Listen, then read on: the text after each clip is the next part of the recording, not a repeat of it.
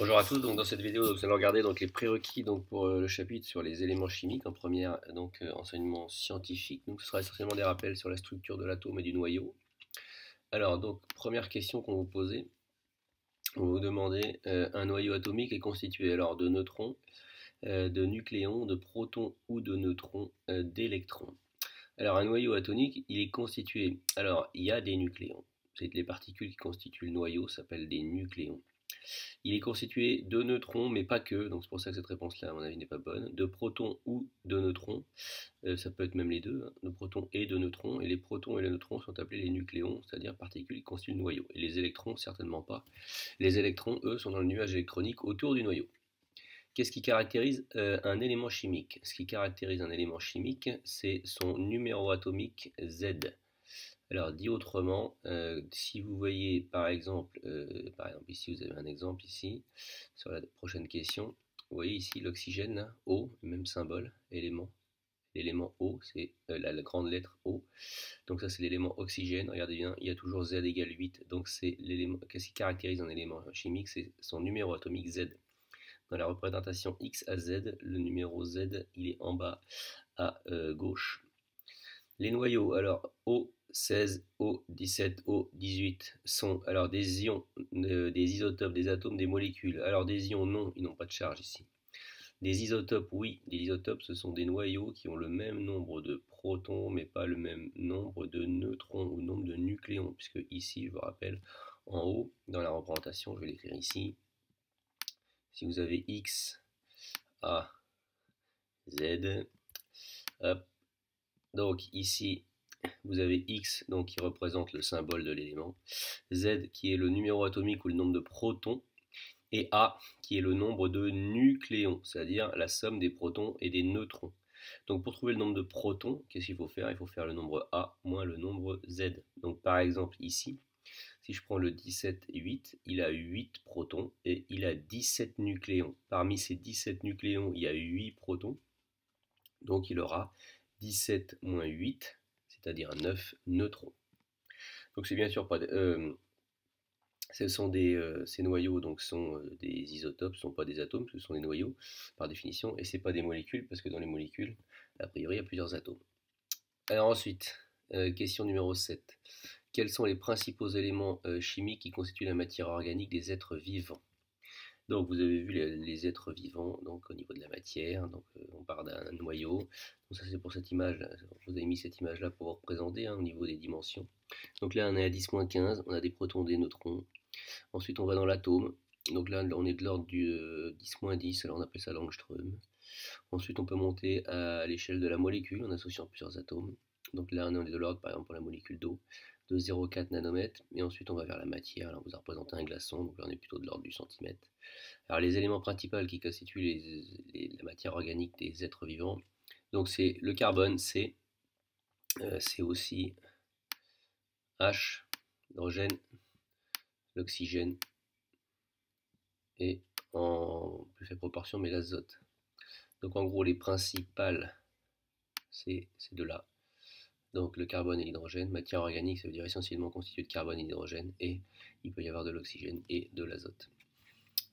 Ensuite, question numéro 4, on vous dit un ion monoatomique provient d'un atome. Alors on vous demande, est-ce que c'est sans électrons, ayant gagné un ou plusieurs électrons, ayant perdu un ou plusieurs électrons, radioactif? Alors on vous dit un ion, on ne vous dit pas si c'est un cation ou un anion. Donc provient d'un atome sans électrons, ça c'est assez compliqué. Donc c'est pas possible. Ayant gagné un ou plusieurs électrons, oui c'est possible. Ayant perdu un ou plusieurs électrons, c'est possible. Radioactif, l'atome, non, ça c'est dans un autre chapitre.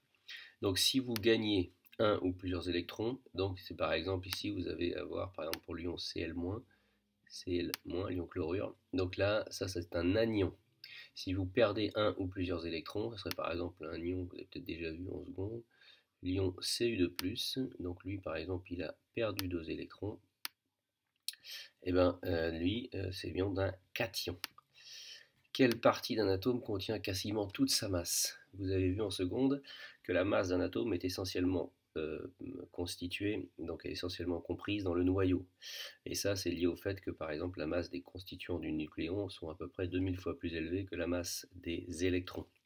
Donc la masse d'un atome est essentiellement comprise dans son noyau. Ensuite, parmi les équations ci-dessous, distinguez celles qui relèvent d'une réaction chimique de celles qui relèvent d'une transformation nucléaire. Alors, une réaction chimique, vous avez vu qu'il y avait conservation des éléments. Donc, par exemple, ici, vous avez C et vous avez 2O, et là, vous avez C avec 2O, CO2. Ça, c'est une transformation, une réaction chimique.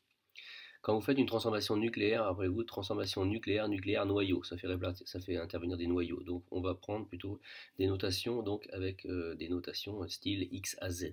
Donc ici, vous avez une transformation nucléaire. Donc a priori, il y aurait un atome d'hydrogène, l'isotope 2, réagir avec l'isotope 3 pour donner de l'hélium et du néon. On vérifie bien qu'il y a conservation des nucléons en haut. Donc 2 plus 3 égale 4 plus 1.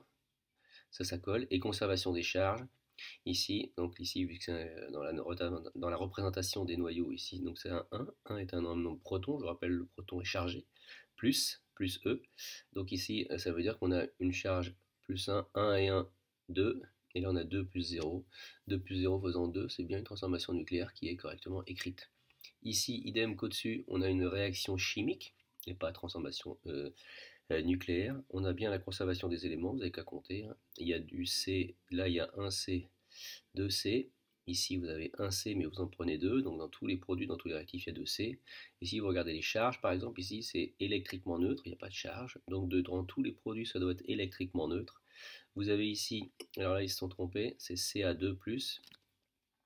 Là, il y a une erreur, c'est pas Ca2+, c'est Ca2+, ici. Et si vous faites Ca2+, comme ça, ici, là, avec HCO3-, donc HCO3-, si je ne mets pas le 2, il n'y a qu'un moins. Si j'en prends 2, ben en tout, il y a 2 moins. Vous avez 2 plus et 2 moins, donc les 2 plus compensent les 2 moins, et au global, ici, vous avez un ensemble qui est neutre, comme dans tous les réactifs. Donc c'est bien équilibré, réaction chimique. Et maintenant ici, transformation nucléaire aussi. Pourquoi? Vous avez donc un noyau, ici en représentation X à Z. On vérifie bien quand même que ici, vous avez conservation des nucléons. Alors on y va, 236 plus 1, 235 plus 1, 236, 94 et 140. Ça doit faire quelque chose comme 234 plus 1, 235. Alors regardez bien, on en prend 2, donc ça fait 236. Donc on retrouve bien exactement la bonne ligne en haut. Ensuite, 92 plus 0, 92. 38 plus 54, 38 plus 54, 8 plus 4, 2, donc ça fait bien 92, plus 2 fois 0, on trouve bien 92. Donc là, c'est bien équilibré en haut, nombre de nucléons, en bas, nombre de charges, donc ça colle. Alors ensuite, on vous dit, voilà deux spectres associés au spectre A et B, donc les expressions suivantes, lumière blanche, lumière colorée, spectre continu, spectre de Ray. Alors, lumière blanche, lumière colorée. Donc ici, vous avez donc le spectre d'une lumière blanche, puisque vous avez la présence de toutes les radiations, ce qu'on appelle un spectre continu, avec toutes les radiations qui évoluent de 400 à 800. Donc là, lumière blanche. Alors ensuite ici, vous avez un spectre. Donc spectre continu ici, pour ce spectre-là, et lumière blanche. Ici, vous avez un spectre de raies. Donc spectre de raies, parce que vous avez un fond noir avec des raies fines. Donc c'est plutôt discontinu. Et si vous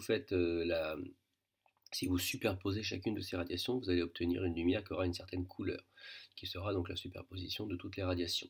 Donc là, vous aurez une lumière colorée et un spectre de raies.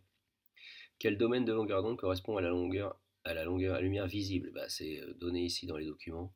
Donc la lumière visible va ici de 400, donc on est ici donc dans le violet, à 800, ici on est dans le rouge. Donc si vous avez ça en tête, vous savez que de l'autre côté, là, ici, si on est dans le violet ici, là on est dans l'ultraviolet, et si vous savez ici qu'on est dans le rouge, et bien ici on sera dans l'infrarouge. Quelle est la longueur d'onde de la raie jaune du spectre du phosphore? Donc pour le spectre du phosphore, je prends le spectre du phosphore, la raie jaune. Donc si je prends la raie jaune sur le document, j'aurais plutôt tendance à dire qu'elle est celle-là, même si elle est plutôt violette. Donc ici, regardez bien, on est entre 550 et 600. Donc si vous avez ce genre d'exercice-là à faire, alors soit vous voulez faire de la grosse précision, et dans ce cas-là, vous prenez votre règle, vous mesurez la longueur qui est entre 400 et 800, ça va vous donner un certain nombre de centimètres, vous mesurez entre 400 et la position exacte de la raie, vous allez trouver un certain nombre de centimètres et pas proportionnalité vous allez pouvoir trouver exactement la position. Sinon, vous pouvez dire que c'est environ égal, et là on voit bien que ça est environ égal à 590 ou 600 nanomètres. Et attention, l'unité c'est bien des nanomètres. Ensuite, on vous dit le noyau de l'atome de lithium possède 3 protons et 7 nucléons, protons et neutrons, soit 7-3 égale 4 neutrons. Protons, il est représenté en violet, les neutrons, il est représenté en rose. La composition de son noyau est indiquée par l'écriture conventionnelle Li7-3. Donnez l'écriture conventionnelle du noyau de l'atome de fluor de symbole F représenté ci-contre. Ah, alors ça va être un peu compliqué. Alors pourquoi? Il faut compter. Alors, il faut compter le nombre de billes violettes et le nombre de billes et le nombre de billes violettes et roses, pardon. Alors on y va, il faut compter. Donc 1, 2, 3, 4, 5, 6, 7, 8, 9, 10. Alors je compte 10 roses. 10 roses. Ensuite, pour les violets, j'en compte 1, 2, 3, 4, 5, 6, 7, 8, 9. 9 violets. Donc on a dit que les roses, c'était on a dit que les roses, c'était dans la légende, c'était les neutrons. Donc ça veut dire 10 neutrons. J'écris 10 neutrons. 10 neutrons. Alors écrire à la souris, c'est pas facile. Hop. Et on aurait 9 protons. 9 protons. Alors bien sûr, je me suis fié à ce que j'ai vu sur l'image. Donc si je respecte ce qui est marqué sur l'image, alors je vais vérifier quand même sur un tableau périodique. Toc, je prends un tableau périodique qui est dans un manuel, je regarde le fluor. Et le fluor, effectivement, donc là on ne s'est pas trompé, c'est bon signe. Donc ici dans la représentation X à Z, donc on vous dit que le symbole c'est F, donc j'ai écrit un gros F. En bas on met le nombre de protons, numéro atomique. Donc là ici, 9. Et ici en haut il faut mettre le nombre de nucléons, c'est-à-dire la somme des protons et des neutrons. Ici, si je fais la somme, j'en ai 10 plus 9, 19. Donc la représentation symbolique donnerait 19 en haut. Vous additionnez les protons et les neutrons. Voilà. Ensuite, on vous dit fusion nucléaire. Indiquez le nombre de nucléons et de protons de l'élément carbone obtenu lors de la réaction nucléaire suivante. Donc vous avez ici un noyau d'hélium qui va les eaux choquées avec un noyau de beryllium. Ici, on vous donne les notations et ça donne un noyau de carbone. Alors, il faut qu'il y ait conservation de la charge et ici de la charge en bas et des nucléons en haut. Donc ici, si vous faites ça, beryllium, hélium, vous voyez qu'en bas, vous avez 4 plus 2, donc c'est forcément en haut. Si je l'écris, je vais l'écrire en gros ici, ça va être 6, 4 plus 2. Et en haut, 8 plus 4. 8 plus 4 en haut, ça fait 12. Alors vous pouvez compter, on va voir s'ils ont bien représenté les bonnes choses. Ici, vous comptez le nombre de violets. 1, 2, 3, 4, 5, 6. 6 protons, c'est bon. Et ensuite, les neutrons, s'il y a 12 nucléons ici en haut, ça veut dire qu'il y avait 6 neutrons. Donc il devait y avoir, si a priori, 6 roses. 1, 2, 3, 4, 5, 6. C'est bon, ça colle. Ensuite, on vous demande l'élément chimique oxygène donc, est naturellement présent sur Terre. On le rencontre notamment sous la forme de 3 isotopes. Donc on vous dit l'oxygène 16, l'oxygène 17 et l'oxygène 18. Vous remarquerez que O a toujours Z égale 8, puisque Z, le numéro qui est en bas, caractérise donc un élément chimique. Qu'appelle-t-on des isotopes? Dans les isotopes, ce sont des noyaux qui ont le même numéro atomique, le même nombre de protons, mais des nombres de neutrons ou nucléons différents. C'est ce qu'on appelle des noyaux isotopes. Voilà, donc j'espère que cette vidéo vous sera utile.